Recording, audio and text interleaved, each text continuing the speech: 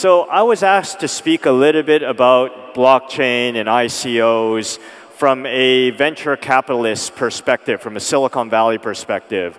And so what I'm going to cover in this presentation, when they get it up, is a little bit about sort of the state of ICOs and the token economy right now.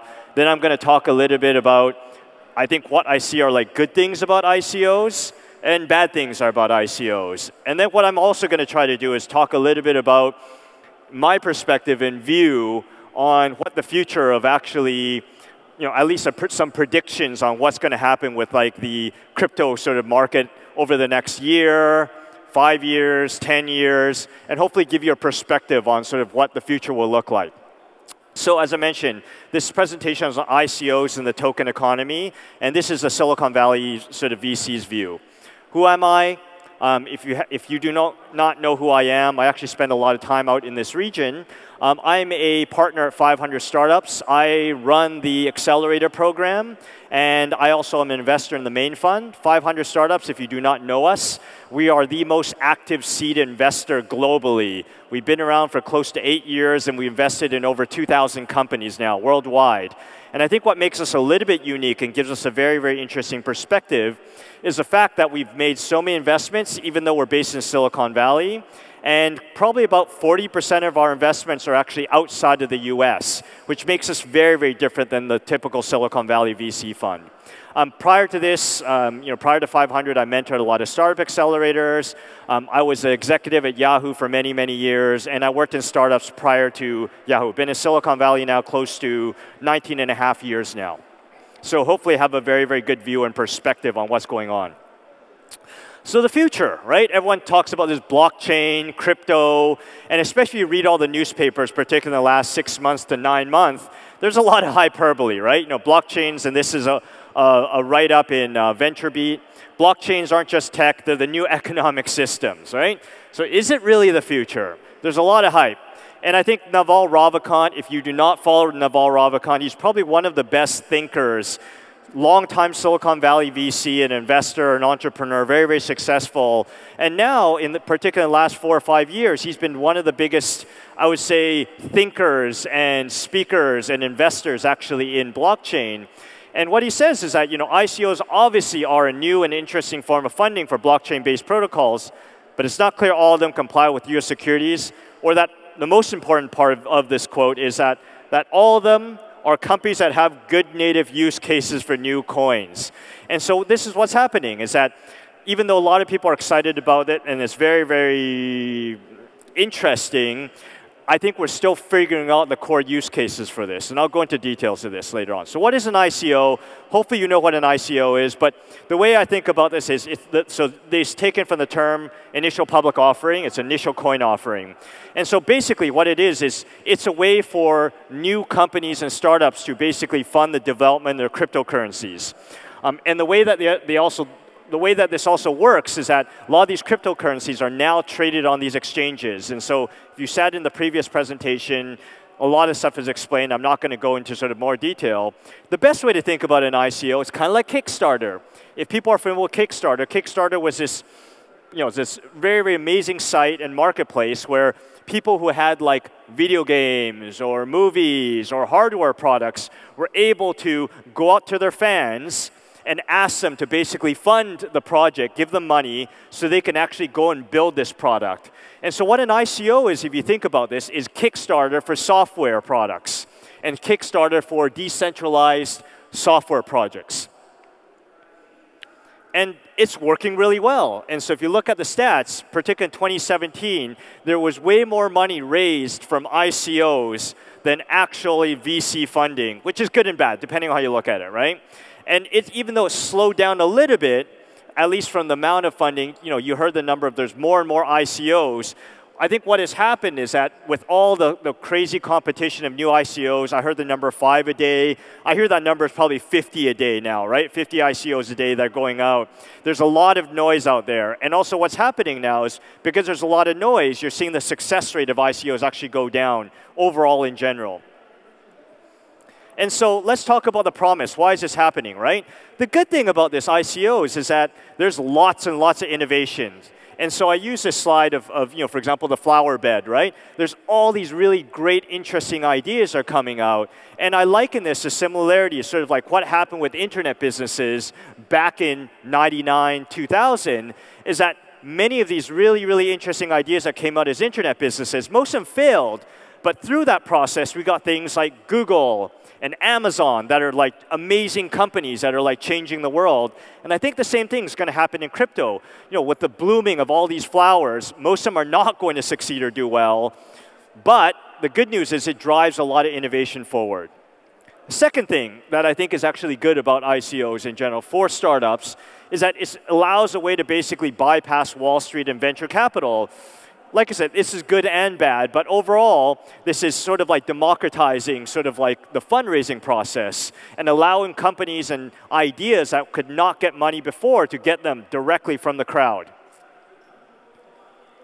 Promise number 3 of ICOs. This also is opening up a new sort of like channels for investors, regular investors. So there's a term called accredited investor in the US. So somebody that is making over $200,000 a year, has $1 million in sort of like assets. They're the only ones who can invest in startups. They're the only ones who can invest in these sort of like these very sort of, I would say, risky but high payoff investments. And through the ICO process, this is kind of opened up to everybody, for better or for worse. The other thing, from an investor perspective, for me particularly, any company that I invest in now, if they do an ICO later on, so the typical holding period, just to give you an idea, is that for us as a VC, our typical holding period for a startup is 9 to 12 years. And mainly because this asset class is actually really illiquid. So it's very, very hard. Like, I can't go and sell these shares of these companies because they're private companies.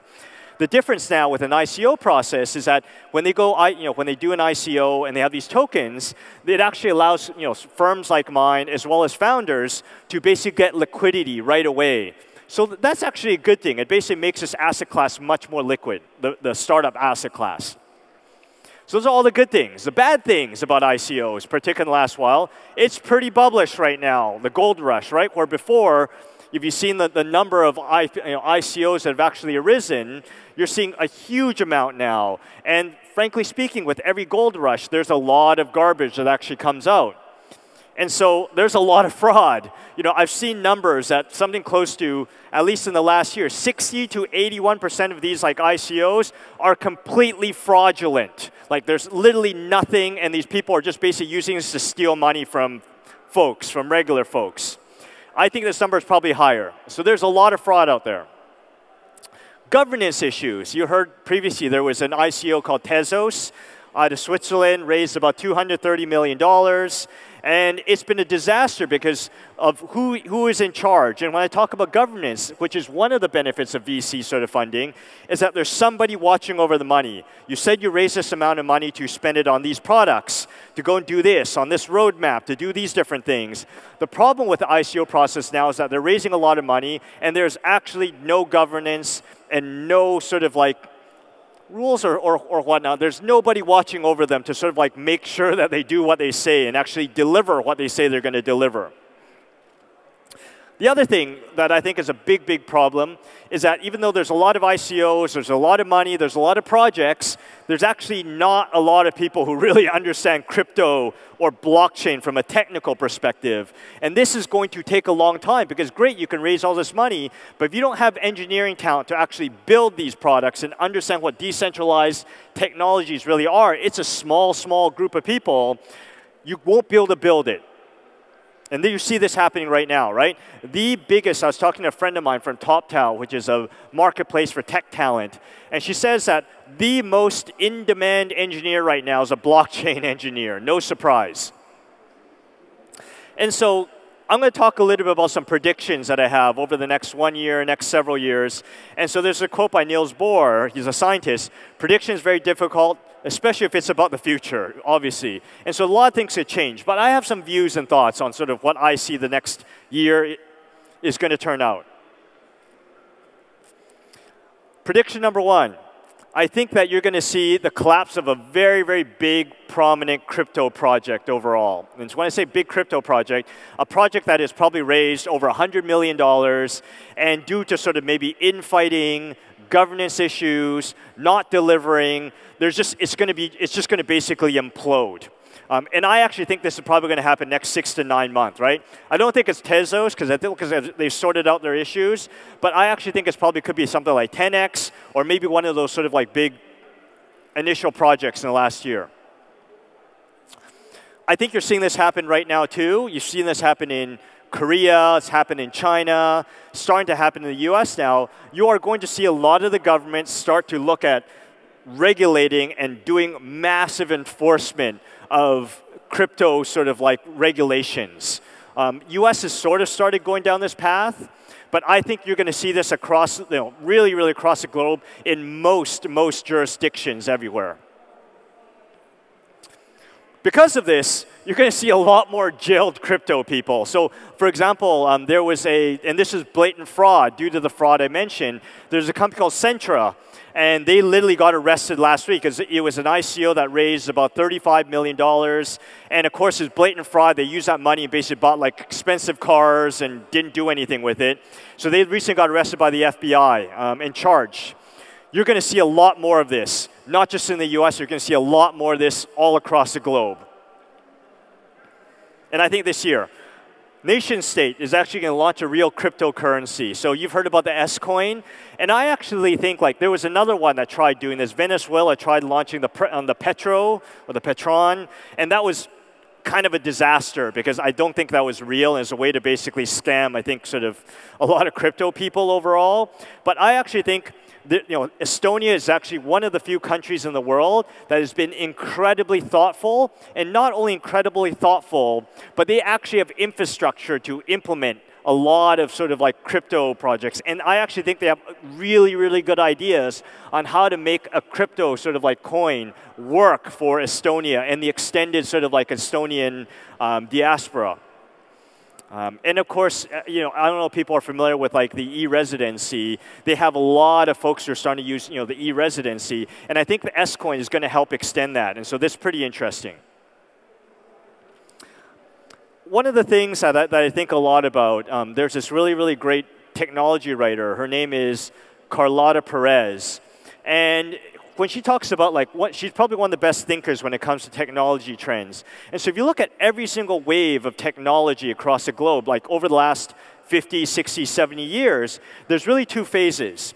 One major phase, which is what they call the infrastructure phase, right? And so I'll use an analogy of actually the internet. And I'm going to spend a little bit of time here talking about this because I think this is important to understand where we are in for the sort of like the crypto and blockchain space right now.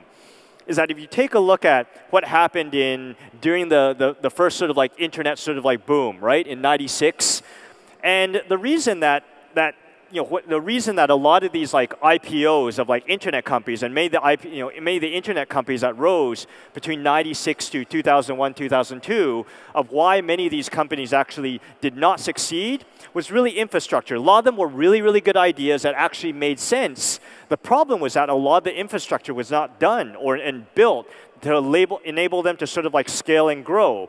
And so it's the same thing of just like the ICO and the crypto market, right? And so Carlota Perez says that there's basically two phases of every single major technology sort of like growth phase. One, which is the infrastructure phase. And so a lot of like the roads, right? A lot of like the internet broadband. That's what I think about the infrastructure phase. The second phase is actually what we call the deployment phase, right? And so I use this quote where, up until like about 2008, 2009, it actually didn't make sense to have a mobile app. And the reason for that is because there wasn't an audience, there was a lot of smartphones, but there wasn't a tool and an infrastructure thing like the Apple App Store, the Google Play Store, right? So there was no point to basically create an application, an Apple App, sort of a mobile app, if you did not have something like an Apple App Store. The same thing that's actually happening now in crypto, right? I'm very, very excited about crypto overall, but the issue is this, we are like the internet back in like 96, 97, right? And I don't know if people were here using the internet in 94, 95, 96, 97, before we had like the Netscape browser. The UX was not very, very good. And on top of that, there weren't a lot of like sites and things that you can go to. And so because of that, it took a long time for these applications and these internet companies, these very, very big internet companies now, to succeed. And so right now, we are going through the infrastructure phase of blockchain. And I mentioned earlier where there is a huge gap of blockchain and crypto talent. We need this crypto talent to basically sort of like arise and actually start building this infrastructure so we can build the applications, the crypto applications on top. I think because of this trend, you're going to see the majority of the traditional VCs jump into crypto. And there are a couple of VC funds, like big, sort of, I would say, significant and far-thinking VC funds in crypto, like Andreessen Horowitz, Union Square Ventures, Lightspeed VC. These are funds that are old Silicon Valley traditional funds that have actually been in crypto for a while. But I think you're going to see all the rest of the funds, like Bessemer, like 80% the majority of the very, very old traditional VC funds, they will all be investing in crypto over the next 2 or 3 years, guaranteed. I think that's a good thing because they're going to bring a lot of discipline and views and more money and, into this space. And I mentioned to you the deployment phase, right? It's going to happen. But I think it's going to take longer than a lot of people think. I think it's going to take 10 years. And so this is a great sort of slide here about the applications, right? You looked at the Web 2 applications, right? Web 2 could only happen after, like the dot-com bubble sort of like busted. And so this is actually a great slide when you show sort of like the different applications of like, for example, the Google Chrome, right? The browser for Web 2.0 sort of like browser. There is going to be a decentralized version, like Brave potentially. Who knows if it's going to be Brave, maybe some other sort of like player. Look at storage, right? The storage like Dropbox, Google Drive. You're going to have potential things like storage or IPFS. Go down the list of messaging, of WeChat, to maybe status, a decentralized version. And so this is actually my view, is that as we start building a lot of the core infrastructure pieces, it's going to take a long time before we actually enter the deployment phase. But I am 110% confident that this is actually going to happen. And so, just to be clear, right? So my view is quite clear. This is from Richard Brown. He works at R3. It's a consortium about 70+ big global banks working and driving blockchain in their consortium. He says, so my view is quite clear. I believe cryptocurrencies, Bitcoin is the first example. I believe they're going to change the world. And so that's actually my view. I am very, very, very optimistic about where crypto and the blockchain world is going. We're a bit early, but it actually reminds me of this great quote that is better to be a year early than to be a day too late. And so if you're excited as I am about where the crypto world is going, I'd love to answer any questions and talk to you after the presentation. Dennis, I think I ended maybe a little bit earlier than I actually planned, but I'm happy to answer any questions if it actually makes sense. Thank you very much for your time.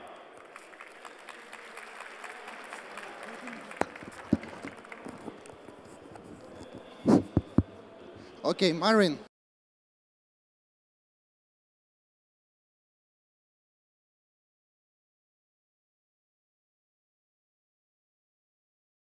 For you.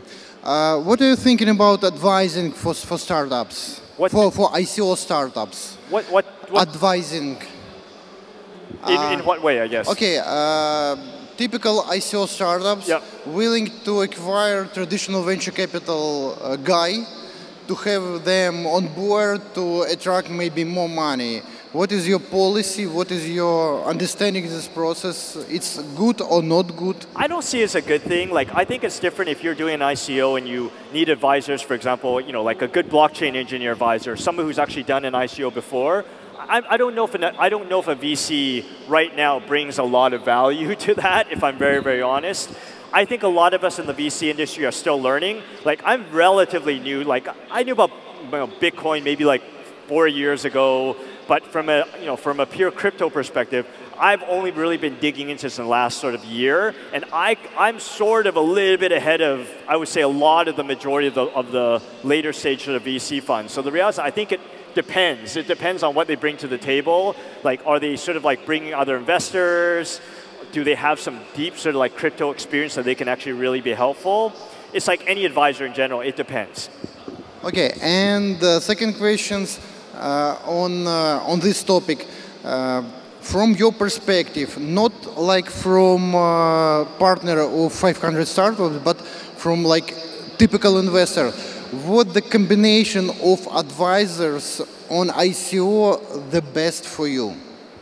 What about that? Okay, 10 to 50 persons will advise startups. What are you looking for from those guys? 10 to 15 advisors for the ICO?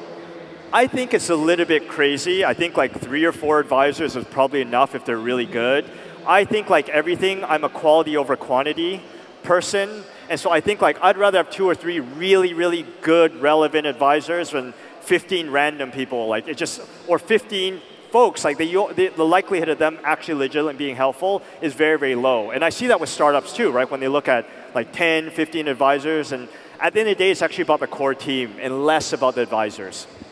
And one of my idea is ICO startup need to have 3 type of advisors on board. The first, it's guys who can prove idea, product, market, and so on. Second is guys who is a very known person in crypto community. Sure. And third, it's guys like service guys who can help with legal part, marketing for ICO. Is it okay? Maybe you can add something. I think somebody who can actually, someone who's done an ICO before, someone who can also really help on the sales and marketing piece.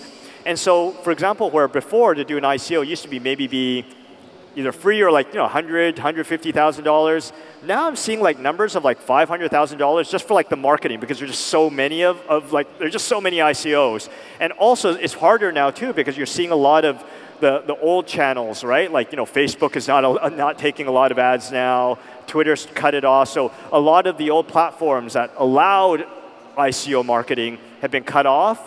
And so I actually think having someone who's a marketing expert probably is helpful too. Okay, do you know about the huge deal, the Mangrove Capital Partners, one of the leading European venture fund, like investor of Skype, VIX, and another 3 unicorns, invested to Ukrainian ICO company Dream Team.